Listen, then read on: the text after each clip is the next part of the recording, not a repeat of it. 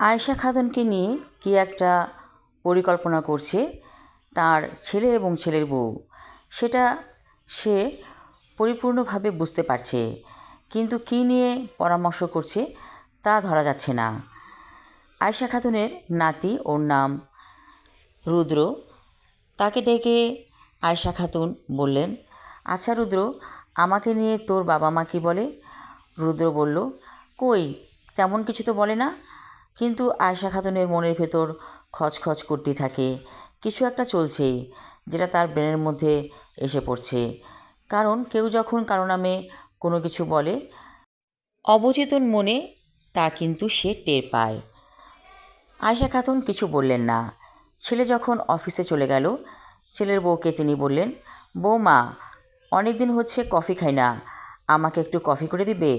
ছেলের বউ বলল, ঠিক আছে, আমারও খেতে ইচ্ছে করছে কফি। আয়েশা খাতুন বুঝতে পারেন এই ছেলের বউটি অত্যন্ত চালাক। ওর নাম মিলা। তার মুখে এক কথা, অন্তরে আরেক কথা। সে মুখের মধ্যে সবসময় একটা মিষ্টি হাসি রেখেই কথা বলে। অনেকক্ষণ পরে কফি নিয়ে এলো মিলা। আয়েশা খাতুন বলল, আচ্ছা বৌমা, আমি কি তোমাদের কাছে বোঝা হয়ে গেছি? মিলা বলল, কি বলেন মা, আপনি বোঝা হবেন কেন? আপনি তো আমাদের সংসারের আশীর্বাদ। আপনি আছেন বলেই তো আমরা ভালো আছি। কিন্তু আয়েশা খাতুনের মনের ভেতর খচখচানি থেকেই যায়। সে জানে ছেলে আর ছেলের বউ তাকে একসময় বৃদ্ধাশ্রমে পাঠিয়ে দেবে। এই প্ল্যান তারা করছে এবং কিছু কিছু আলামত তিনি টেরও পেয়েছেন। কফিতে চুমুক দিয়ে আয়েশা খাতুন বললেন, এই যে আমি তোমাকে যখন তখন অর্ডার করি, এটা দাও সেটা দাও, তোমার রাগ লাগে না? মিলা বলল, কেন রাগ লাগবে? আমার সন্তান যেমন আমার কাছে আবদার করে, আপনিও আবদার করবেন। বুড়ো বয়সে তো মানুষ শিশু হয়ে যায়। আয়েশা খাতুনের কথাটা মনে ধরল।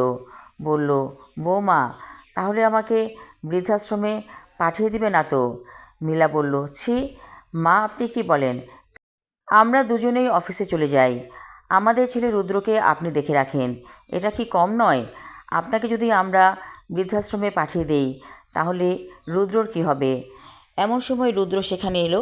বলল, ও দাদি, আমাকে একটু কফি দাও না, তোমার মগ থেকে ঢেলে। মিলা বলল, রুদ্র, কফি আরও আছে, তোমাকে আমি দিচ্ছি, দাদির কাছ থেকে নেওয়া লাগবে না, উনি তো কফিতে চুমুক দিয়ে দিয়েছেন। এভাবে খেতে হয় না, এটা হয়ে যায় এঁটো, তাই না? তোমাকে তো আমি শিখিয়েছি। রুদ্র বলল, ঠিক আছে, আমাকে কফি দাও, সঙ্গে কিন্তু সল্টেজ বিস্কিট দেয়া লাগবে। ঠিক আছে, দেব বিস্কিট। মা, আপনি বিস্কিট খাবেন? আয়েশা খাতুন বললেন, আমাকেও 2 পিস দাও, অবশ্য কফি অনেকটাই শেষ হয়ে গিয়েছে। মিলা বিস্কিট এনে রাখলো সামনে। রুদ্র বলল, মা, এখন থেকে কিন্তু আমি কফি খাবো। মিলা বলল, তোমাকে কফি খেতে হবে না, এত ছোট বয়সে কফি খাওয়া শিখলে ব্যাপারটা ভালো হবে না। রুদ্র বলল, তবে মাঝে মাঝে দিও, যখন আমি শখ করব। আয়েশা খাতুনের মনটা হঠাৎ করে ভালো হয়ে গেল। মনে হচ্ছে তুলোর মতো উঠছেন তিনি। শিমুল গাছের সাথে আটকে ছিলেন, এখন তিনি তুলো হয়ে গিয়েছেন। তুলোর বিচি ফেটে গিয়েছে, তিনি আনন্দে আনন্দে উড়ে বেড়াচ্ছেন। মিলা বলল, মা, আপনি কখনোই ভাববেন না আপনাকে আমরা বৃদ্ধাশ্রমে দিব।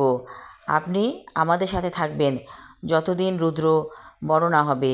ও আচ্ছা, রুদ্র বড় হলে আমাকে পাঠিয়ে দেবে বৃদ্ধাশ্রমে? মিলা বলল, মা, আপনার মনে যে এই খচখচানি এবং মানুষকে ভুল বুঝেন, এতে কিন্তু আপনি শান্তি পাবেন না। আমরা কখনোই এসব নিয়ে ভাবি না। আপনি শুধু শুধু কথা ধরেন আর আমাদেরকে ভুল বুঝেন। এবার আয়েশা খাতুন তার দোষ বুঝতে পারল। আসলে তিনি এমনই, সব কিছু আগে থেকে বুঝতে থাকেন, এত বোঝা ভালো না।